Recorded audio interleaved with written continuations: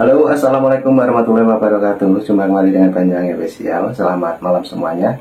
Dan malam hari ini ada video terbaru dari Opung Barbella. Mari kita simak membahas tentang PDIP, yang dimana kemarin juga dibahas Opung, yaitu tentang retret yang ada di Kota Magelang, teman-teman. Oke, kita siapkan dulu videonya Opung Barbella dan selanjutnya kita tonton. Let's go. Gimana kabarnya kader-kader PDIP yang gak ikut retret? Duh, kehilangan momen. Tapi tahu enggak kalian, jujur aja aku bilang, ternyata ya tidak semua kader PDIP itu yang gak ikut retret. Ya, ada beberapa di antara mereka yang ikut retret. Di antaranya Wali Kota Bandar Lampung dan juga Bupati Brebes. Dua-duanya perempuan. Yang jadi pertanyaan, mereka nggak masuk grup. Kok nggak dapat info? Atau mereka berpikir bahwasanya hidup mereka adalah bagi negara? Itu yang top. Nampak kali bukan kader. Numpang perahu ya, Bu. Tapi kalau mama ini jujur aja aku bilang, nggak bisa dilawan ini. Banyak kali nanti jawabannya. Banyak jawabannya, ya kan? Ibu, kenapa ibu tetap ikut retret itu? Loh, HP saya kemarin itu nggak aktif. Ibu nggak masuk grup rupanya, kepenuhan memori, jadi keluar aku dari grup. Loh, ibu kan nggak tahu bahwasanya kita itu sudah ada instruksi, Bu. Ya, nggak mungkin lagi aku putar balik. Aku udah di pintu gerbang. Itu masih dua di antara ya. Masih ada beberapa yang lain lagi yang belum terdata ya. Jadi kita lihat bagaimana ke depannya. Kalau aku bilang, aku katakan dia ya ada dua lah mungkin ini ya. Bisa kena sanksi atau nggak kena sanksi. Bisa kena sanksi ya di recall. Tapi apakah mau PDIP kehilangan setoran? Ya kan? Atau ya udahlah, nggak usah dikasih sanksi biar masuk setoran. Tapi untuk kedepannya jangan harap lagi dia mau maju dari PDIP. Ini biar tahu kalian, jujur aja ini bagus ini. Karena apa? Ini satu-satu kepala daerah sudah mulai berpikir 2029 ini. Calon-calon loncat. Apalagi yang cuma bayar perahu doang. Udahlah. Ribut kali pun PDIP ini. Apalagi tahu enggak kalian sudah beredar ranking ya kepala daerah yang jumlah kepala daerah yang ada di Indonesia yang didapatkan oleh per partai ya. Ternyata tahu enggak kalian, juara 3 PDIP, juara 2 itu Golkar, juara 1 Gerindra. Hati-hati PDIP ya, nanti ya bisa dikatakan ini, ku bilang ini udah kujamin ini Gerindra akan mengambil posisi kalian. I'm sorry, saya bukan orang partai Gerindra, tapi aku melihat ya kan, ini bakalan seru ya. Nah ya, ini kan karena buntut dari kekesalannya Megawati karena Hasto ditangkap. Dimisi onggok Hasto rela mengorbankan kepala daerah. Kalau sekjen bisa cepat-cepat diganti, kalau kepala daerah kayak mana gantinya? Mau pemilihan ulang? Kalau sekjen tinggal tunjuk. Dan tahu enggak kalian ya, beberapa belakangan ini ya, 1-2 hari ini banyak sekali keluar video-video ya di mana Hasto seolah-olah dia itu memberikan bukti dalam sebuah video. Ya, dan di situ ditulis bukti dari Rusia.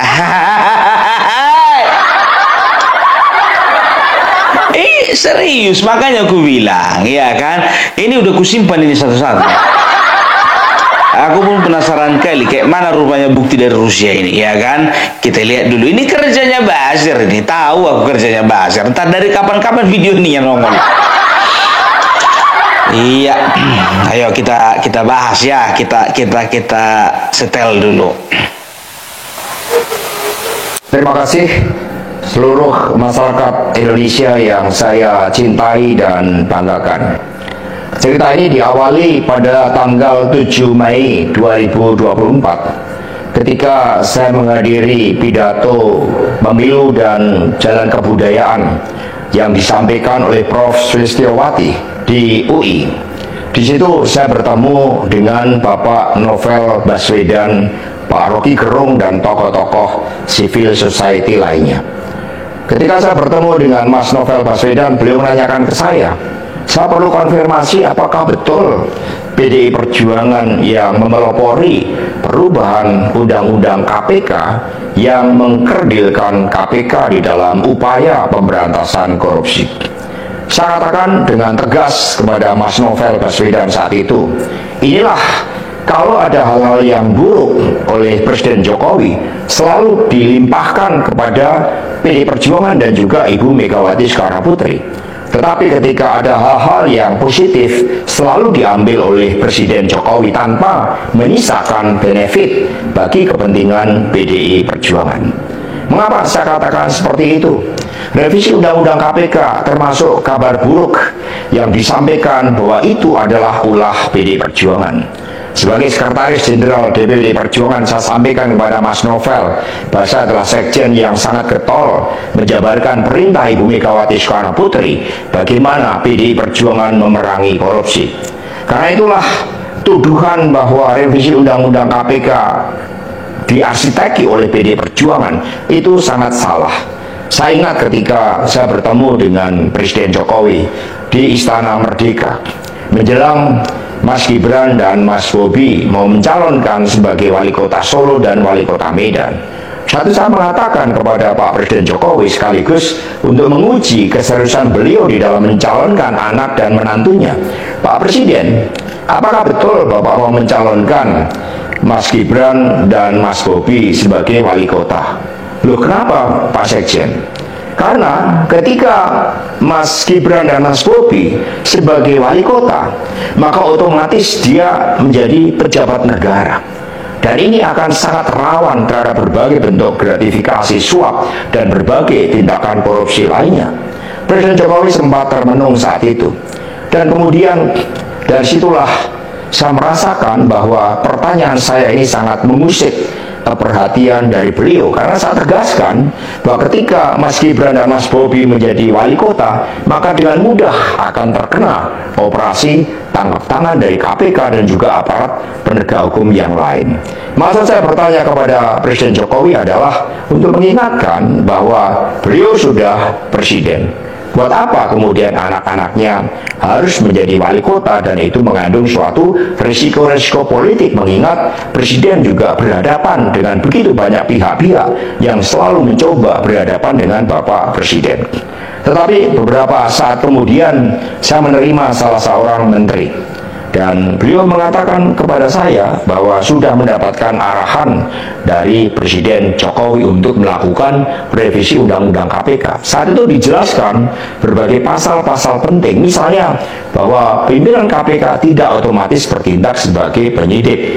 Kemudian ada beberapa pasal-pasal yang tidak memungkinkan bagi penyidik independen untuk bergabung ke KPK. Berbagai revisi-revisi itu, karena ini adalah perintah dari Presiden, maka ya saya sarankan untuk bertemu dengan seluruh jajaran fraksi di DPR RI dan coba menggalang atas perintah dari Presiden. Nah, saat itu Pak Menteri yang menjadi kepercayaan dari Pak Jokowi menyampaikan bahwa kira-kira akan diperlukan dana sebesar 3 juta US dollar untuk menggolkan revisi Undang-Undang KPK. Dan mengapa berjalan mulus?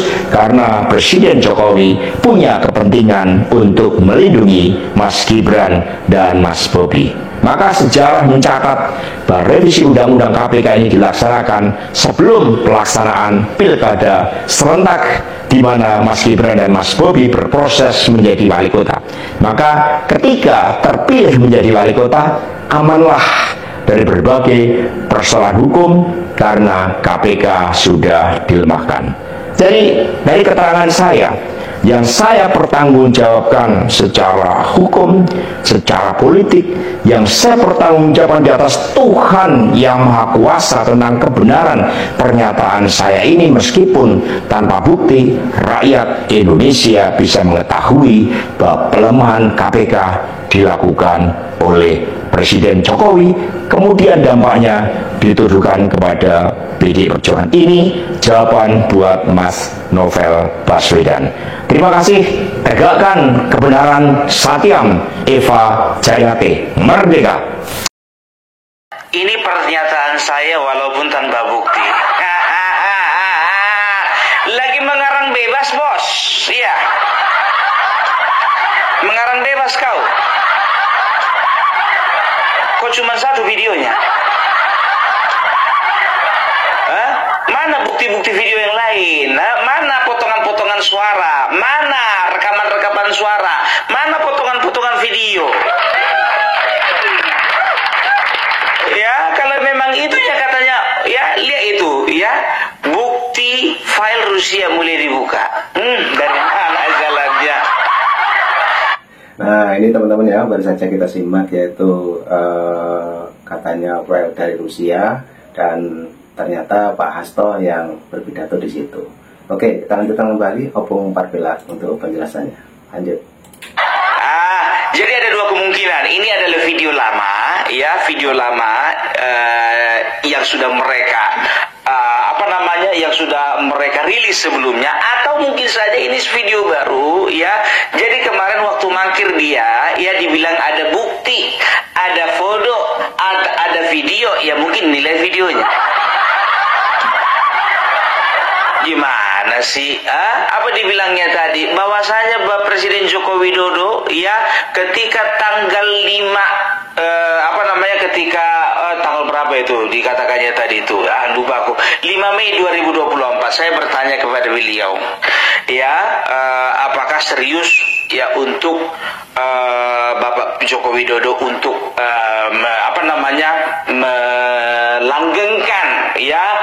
melanggengkan Bobi Nasution menantunya dan juga anaknya menjadi wali kota, satu wali kota Solo, satu wali kota Medan. Nah, beliau berpendapat, katanya Novel Baswedan mengatakan kepadanya bahwasanya yang melemahkan undang-undang KPK itu adalah PDIP. Nah, di sini disangkal Hasto, katanya Hasto ada menteri, ya, sesuai dengan arahan presiden, ya, perlu uang sekitar 3 juta US dollar untuk menggolkan undang-undang KPK.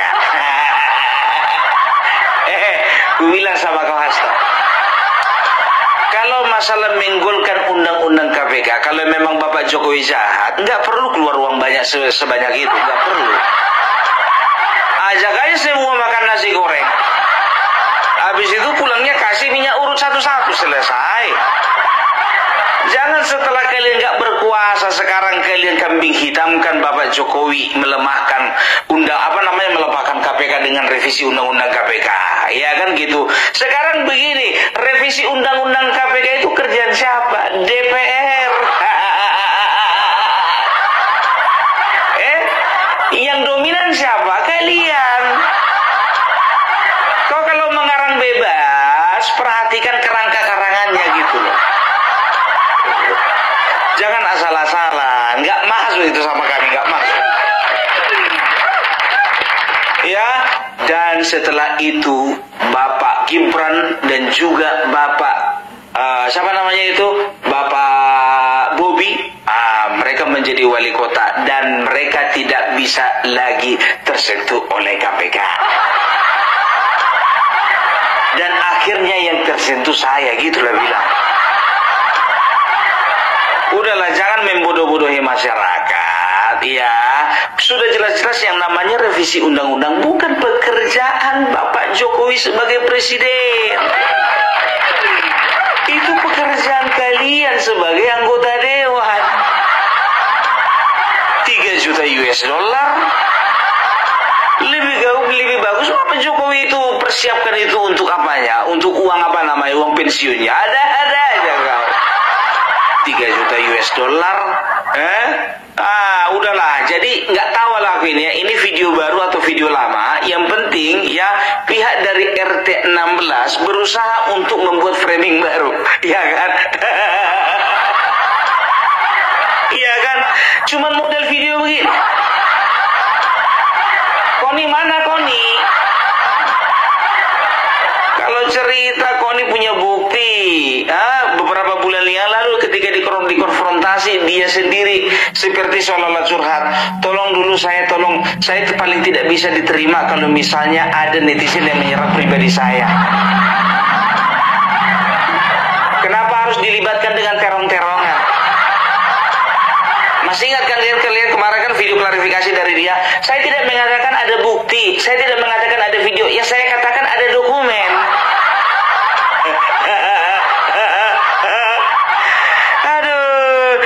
Sekarang tahu kalian ya kan, ada lagi nih sekarang ini ya, ini orang dari satu provinsi namanya Rian Koto ya. Jadi kawan ini nggak tahu entah apa dasarnya benci sama pemerintah, nggak tahu entah karena nggak cair uang BPJS-nya di hari itu, nggak tahu kita kan, dijelek-jelekannya Jokowi. Nah oke teman-teman, videonya sudah habis ya, ternyata sudah semua yang diuploadkan Opung fokus sama video yang katanya video dari Rusia teman-teman. Itu tadi ada video dari Bapak Hasto yang saat ini ditahan KPK. Oke, bagaimana menyikapi untuk video baru saja yang kita simak? Itulah penjelasannya dari Opung Parbela. Karena videonya sudah habis, terima kasih semuanya, sehat selalu, ambil hikmahnya. Assalamualaikum warahmatullahi wabarakatuh, sampai jumpa.